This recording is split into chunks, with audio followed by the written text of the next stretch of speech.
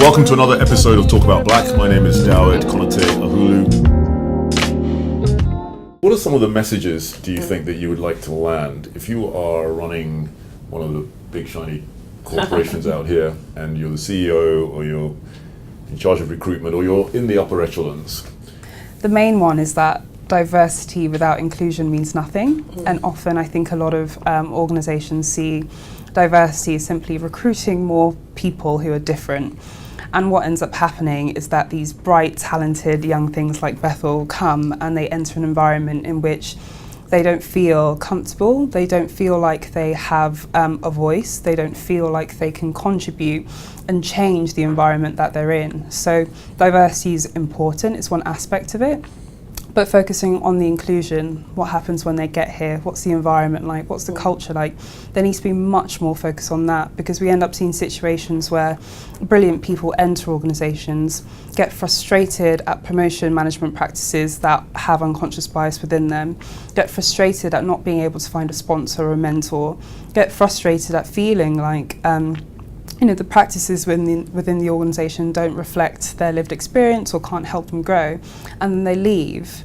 And what's also happening within these companies is that they are over-recruiting, over-compensating at junior levels, but then when you look at the senior leadership team, it's a snowy white peak. And so we need to do much more in terms of actually getting diverse representation at senior levels, because hiring more people is fantastic, but it's the people in leadership who have these different lived experience that can really fundamentally change everything. Yeah, I think if you do, it's not changing the snowy white peak is not going to happen by accident. You need to have these quite deep conversations about the ecosystem that's being run out there, which is just hiring a lot of people into these junior roles and then not promoting them. I heard a great quote the other day, which is that diversity is being invited to the party, inclusion is being asked to dance. Absolutely. And of course, being asked to dance is actually being helped to find your place, and being able to find your place at the table. All too often, I'll speak to usually a young person, either maybe male or female, but just saying, I'm really struggling to find my place, how to be at the table. And this whole thing of inclusion is helping to make that happen. Yeah, and not just being asked to dance, but being asked to suggest a different song, changing the music, actually being able to... you don't just necessarily have to dance to that music. Yeah.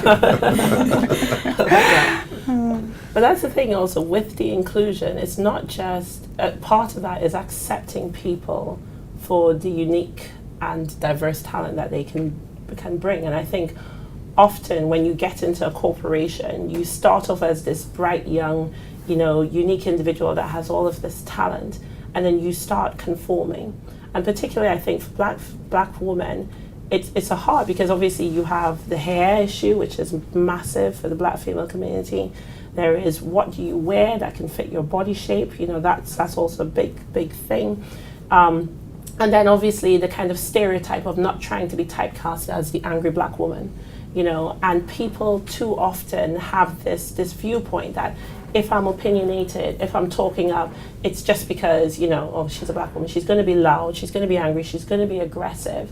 And if you were to put a white male in that scenario, it's like, well, actually, he's opinionated, he's making his point, he's driving home. And I think that's a stereotype that has a long history in this society and that we struggle to break.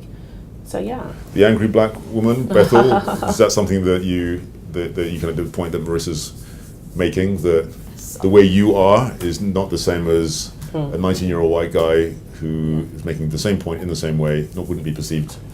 Unfortunately, I know that too well. I remember in sixth form, actually, there was one day in accounting that I was upset about something. I can't really remember what it was.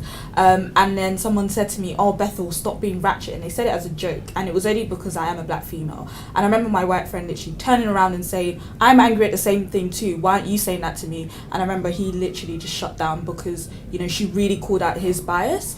And again, I think it was really important for me to see her act as an ally in that way. I think sometimes times, you know, you can have, even in the workplace, I guess, white people that will say that they're your ally, but when it comes down to it, can they actually call things out like that? So it was really important for her to actually be able to do that. I think it really strengthened my relationship with her. Of course. She's one of my closest friends now, actually. But it was so important. Just the fact that she called it out for you. She called it out for me. Strengthened the bond between you. Yes, because I feel like if I had said something, it would have been a passing comment. But I think once she said that, everyone kind of was quiet and looked at him like, she's angry too, so why didn't you say anything to her? So it was really just that bias and her calling it and actually being an ally that was so important to me. So there's a question there. What does it mean to be an ally to black people in the workplace?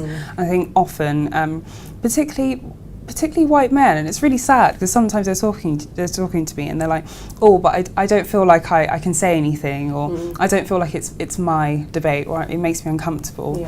And you know, if we're really going to tackle the situation, sometimes it can feel like an echo chamber where it's four black people talking about issues and nothing changes. I think the more we can actually involve everyone in the conversation and have really open, honest conversations with senior leadership. In my last firm, we had a reverse mentoring program, and I was mentoring a partner on diversity. This partner was sort of like 55, 56 years old, didn't have any black friends, was really honest about that.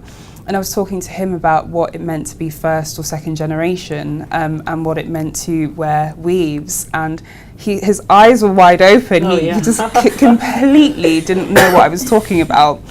And I think the more we can have conversations like that, where people become real instead of just the BAME person, the better the conversation gets. I think that reverse mentoring is a really important point.